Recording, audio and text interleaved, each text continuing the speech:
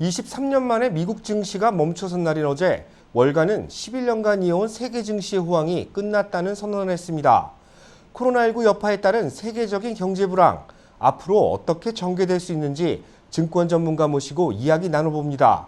아티스 캐피탈 김재환 대표 스튜디오에 나왔습니다. 안녕하세요. 네, 안녕하십니까. 네.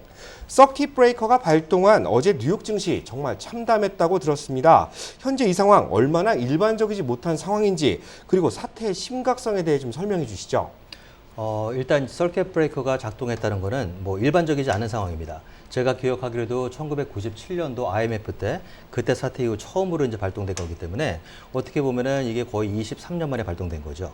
자, 그리고 이제 그런 경우는 뭐냐면 보통 S&P 500을 기준으로 했을 때 장이 시작하자마자 S&P 500이 7%까지 하락을 하면은 결과적으로 폭락을 하게 됐을 때는 서킷 브레이커가 작동을 하면서 겨울대가 이제 정지가 되는 겁니다. 그렇게 되면 보통 15분 정도 정지가 됐다가 다시 이제 또 다시 재개되는 거죠. 2단계, 3단계가 있던데 어제 1단계 정도에 멈췄단 말이죠. 네, 맞습니다. 그 1단계 이제가 그렇게 된 거고 2단계 같은 경우는 일단 뭐 13%가 떨어지면은 또 한 번 이제 홀드가 이제 예를 들어 홀트가 되는 거고. 그리고 마지막 단계는 이제 20%가 폭락하게 됐을 때는 이제 주식시장이 그날 이제 문을 닫는 건데 폐장하는 건데 그런 경우는 87년도 블랙먼데이 이후로는 한 번도 그런 상황이 발생하지 않았던 거죠. 아, 네, 그렇군요. 뉴욕 증시는 세계 경제의 지표라고 볼 수 있죠. 이번 사태, 사우디아라비아와 러시아의 유가 전쟁, 그리고 코로나19 사태와 연관돼 발생한 일이라고 이제 알고 있는데 좀 알기 쉽게 설명 부탁드릴까요? 일단 주식시장이 폭락한 거로 봤을 때는 어떻게 보면 이제 세 개가 합쳐진 거죠. 이제 퍼펙트 스톰이라고 보는 건데 첫 번째는 예를 들어서 이제 코로나 바이러스 사태가 발생한 거고 두 번째 같은 경우는 이제 유가 전쟁 때문에 또 이제 오일 가격이 많이 떨어진 거고 세 번째 같은 경우는 이제 예를 들어 국채 금리, 금리의 이제 하락 이렇게 되면서 세 개가 맞물린 거죠. 그래서 이제 일반적이지 않은 상황인데 이제 그런 것 때문에 이제 불안 요소가 커지고 투자자들이 뭐 단순한 두려움을 뛰어넘어서 공포심을 예를 들어 느끼고 있는 상태이기 때문에 이렇게 되면 결과적으로 이제 원인은 이런 것들이 있는 거지만 사람들이 두려워하고 있는 거는 경기 침체라는 겁니다. 결국 예를 들어서 미국 경기 침체가 이제 뭐 예를 들어서 경기 침체로 빠지게 되고 글로벌 경기 같은 경우는 경기 침체될 가능성이 있기 때문에 거기에 대한 우려가 이제 상당히 이제 짙어진 거죠. 미국 경기가 아무래도 세계 경제, 그러니까 글로벌 경제에 가장 많은 영향을 미치고 있지 않습니까?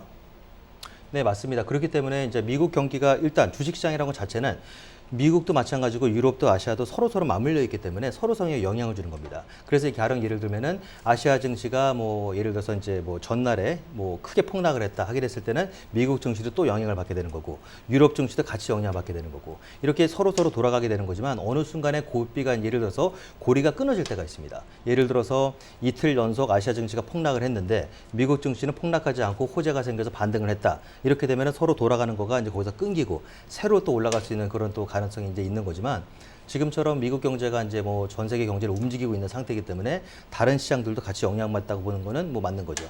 그렇군요.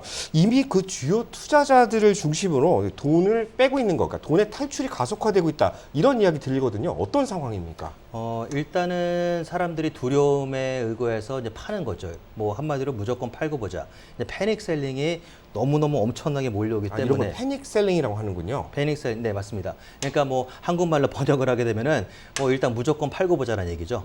그래서 패닉 셀링이 있게 됐을 때는 사람들이 그만큼 더 떨어질 거를 이제 우려해서 팔기 시작하는 거니까 그런 셀링 프레셔가 가속화가 붙어갖고 더 떨어지는 건데 거기다가 플러스 이제 공매도 하는 사람들까지 같이 이제 합쳐갖고 셀링 프레셔가 엄청나다는 얘기입니다. 그래서 보통 이제 그렇게 되기 때문에 주식시장이 폭락했을 때는 이제 패닉 셀링이 엄청나게 많이 몰려왔다고 볼 수 있는 거고, 플러스 거기다가 새로 이제 이제 장이 떨어지는 거에 베팅한 사람들, 흔히 말하면 이제 공매자들이 많이 몰려왔다고도 볼 수 있는 거죠. 아, 그렇군요. 어제와 다르게 또 오늘 뉴욕 증시는 일시적으로 반등했다. 뭐 이런 얘기가 들립니다. 오늘 증권가는 어제와 어떻게 달라졌습니까? 일단 이제 어저께 장이 끝났을 때랑 마찬가지고 특별히 이제 장을 반등해서 끌어올릴 만한 요소가 없다고 보였습니다. 근데 예를 들어서 이제 마켓 끝나고 트럼프 대통령이 나와서 이번 뭐 코로나 사태를 대응해 갖고 예를 들어서 뭐 경기 부양책 같은 거를 내놓다고 발행한 거가 어떻게 보면 투자 심리를 좀 상당히 좀 진정시켰다고 볼 수 있는 거죠. 그렇지만 이제 오늘 같은 경우 아침에 폭등세로 출발했다가 중간에 또 잠시 또 하락 반전, 약세로 하락 반전했다가 다시 올라오면서 진짜 널뛰기 하듯이 장이 요동치는 거는 뭐 거의 1000포인트 정도, 1200포인트 정도가 움직였다는 얘기니까 굉장히 많이 움직였네요. 엄청나게 크게 요동친 거죠. 이제 그런 것들도 결과적으로 사람들의 이제 불안 심리가 꺼지지 않은 상황이기 때문에 이런 게 발생하는 거고, 또 가령 예를 들어서 이것 때문에 바닥을 쳤다고 보기는 아직까지 시기상조라는 얘기죠. 내일 또 어떤 소식이 나와서 또 어떻게 그 분위기가 급변할 수 있는 거기 때문에, 그래서 이제 그런 것들 요소가 상당히 투자 심리를 많이 이제 불안 요소로 이제 불러일으키는 거라고 볼 수 있는 거죠. 조금 더 지켜볼 필요가 있겠네요. 지금 일각에서는 코로나19 사태가 좀 장기화될 것이라는 우려도 나오고 있는데요. 증권가의 불황이 앞으로 우리 삶에 미칠 수 있는 영향, 그리고 뭐 효과적인 그 투자 전략이나 대처 방안 어떤 것들이 있을까요? 일단 이제 코로나 바이러스가 뭐 장기전으로 갈 수 있다는 그런 이제 우려 때문에 주식시장이 많이 빠진 것들도 뭐 그건 맞습니다. 일단 그런 우려가 장을 상당히 압박한 것도 맞는 거고, 또 그렇다고 했을 때는 이럴 때는 뭐 무조건 팔고 보자, 아니면은 겁이 나니까 뭐 일단 팔고 상황을 지켜본 다음에 다시 투자하는 게 좋지 않느냐, 여러 가지 방법이 있습니다.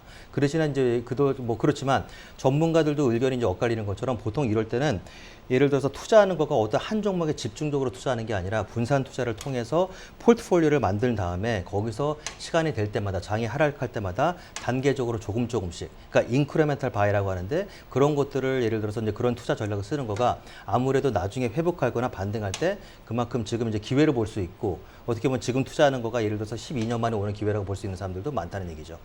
오히려 위기가 기회가 될 수 있다, 이런 또 이야기로도 들립니다. 코로나19 사태 여파로 세계 경기가 굉장히 침체되고 있는 모습입니다. 아무쪼록 다시 증시가 올라가고 투자 심리가 안정적으로 회복되길 바라는 마음입니다. 오늘 나와주셔서 감사합니다. 네.